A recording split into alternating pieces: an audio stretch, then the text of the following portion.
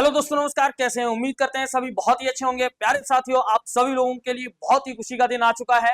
आप सभी लोगों को बहुत अच्छे से पता था कि हमारे देश में एक बहुत ही दुखद घटना हुई थी, जिसके बारे में कह पाना बच्चे बहुत ही मुश्किल था। लेकिन आज उसका शुभ परिणाम भारत सरकार के द्वारा जो है वो ऑपरेशन सिंदूर के माध्यम से सभी देशवासियों को बहुत अच्छे तरीके से और सलीके के साथ पाकिस्तान को सबक सिखाया गया है। तो आप सभी लोग जो है इस सेशन को शेयर करिएगा और पूरी जानकारी को अंत तक देखिएगा। बच्चे, 22 अप्रैल की दिन जो है वो लश्कर ए तैयबा जिसने जो है वो पहलगाम आतंकी हमले का अपने आप में जो है वह वर्चस्व लिया था कि हमने जो है वो पहलगाम हमला करवाया था। और आप सभी लोगों को जो जानकारी मिली होगी उसके अनुसार ये बताया गया था कि उन्होंने भारतीयों का धर्म पूछकर वहां पर मौजूद पर्यटकों में से कई सारे लोगों को मौत के घाट उतार दिया था, जिसमें से हमारे देश के लेफ्टिनेंट भी शामिल थे।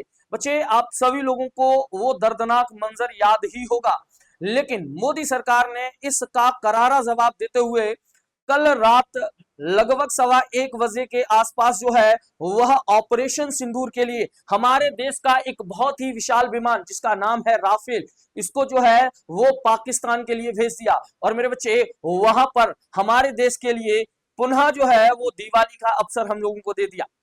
ठीक है, मैं इसके लिए मोदी सरकार का तहे दिल से धन्यवाद करता हूं कि इन्होंने भारत में उन माताओं बहनों का जिनका सिंदूर लश्कर ए तैयबा के द्वारा जो है वो उजाड़ दिया गया था, जिसका बदला भारत सरकार के द्वारा ले लिया गया है। आप सभी लोग इस बात को सुनकर बेहद ही प्रसन्न हो रहे होंगे और बच्चे जानकर ये खुशी होगी कि इसका नाम जो है वो भारत की उन माओं को समर्पित है जिन्होंने इस आतंकी हमले के दौरान अपने सिंदूर को गंवाया था। इसीलिए इस ऑपरेशन का नाम रखा गया है ऑपरेशन सिंदूर। और भारत क्या कहता है, सुनिए, ये नया भारत है, घर में घुसेगा भी और मारेगा भी। दोबारा से अगर ऐसी कोई भी घटना होती है तो अब की बार जवाब बहुत सलीके से दिया जाएगा। हम घर में घुसना भी जानते हैं, मुंह तोड़ जवाब देना भी जानते हैं। और यह बात पाकिस्तान को कल 1:15 बजे के आसपास बेहतर तरीके से समझ में आ चुकी होगी कि भारत ने अपने हाथों में चूड़ियां नहीं पहन रखी हैं। और याद रखिएगा, बाप बाप होता है, बेटा बेटा होता है। बच्चे, आज हम इसी चीज की जानकारी को लेकर आप सभी के सामने आए हुए हैं। भारत की उन प्रतिष्ठित महिलाओं के द्वारा जिन्होंने इस ऑपरेशन की कमान को अपने हाथों में संभाला था।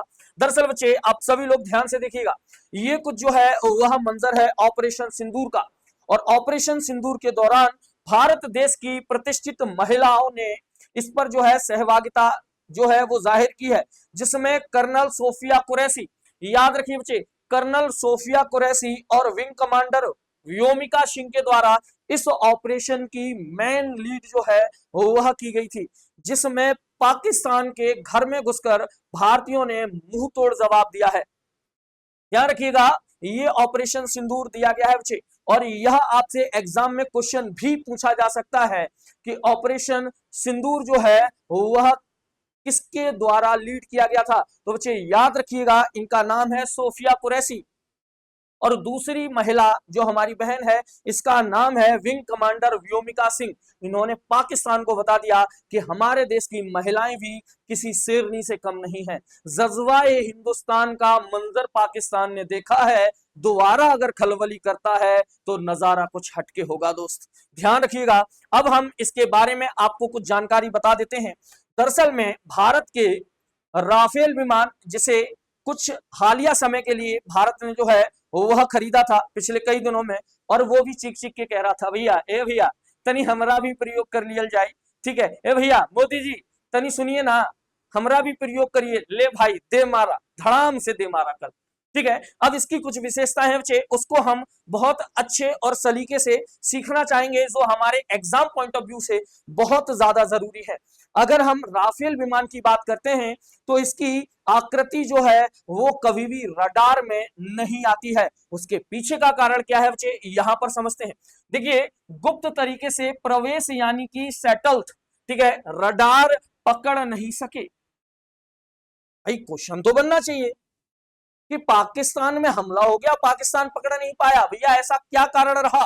तो ध्यान रखिए, ये गुप्त तरीके से प्रवेश किया है जिसको रडार नहीं पकड़ पाया, क्योंकि यह एरोडायनामिक और चपटे आकार की वजह से इसका रडार क्रॉस सेक्शन में बहुत छोटा बनता है। बच्चे याद रखिएगा, यह एरोमेटिक और चपटे आकार की वजह से इसका रडार क्रॉस सेक्शन में बहुत ही छोटा बनता है, जिसलिए रडार जो है वह इसको पकड़ नहीं पाया। याद रखिए बच्चे, ध्यान रखिएगा। और इसे दुश्मन के रडार इसे पहचान नहीं पाते हैं। इसका बाहरी खोल खास मटेरियल का बना होता है जो रडार तरंगों को अवशोषित करता है, अर्थात तरंगों को बाहर नहीं जाने देता है। दोस्त याद रखिएगा, ठीक है। वो कहा गया है ना, हमसे टकराओगे तो चूर चूर हो जाओगे, इसका जवाब भारत ने दे दिया है। अगर हम बात करें तो इंफ्रारेड सिग्नेचर की बेहद कम जो है होती है, यानी दुश्मन इंफ्रारेड की मदद से इसे ढूंढ नहीं पाते हैं। इन खासियतों के चलते दुश्मन को तब तक पता नहीं चलता जब तक मिसाइल टारगेट के बहुत करीब न पहुंच जाए। अब का होगा भैया, तो चिड़िया चुन गई खेत। ठीक है, पाकिस्तान को सलीके से समझ में आ गया कि भारत की पहचान क्या है। ध्यान रखिएगा, आगे समझते हैं।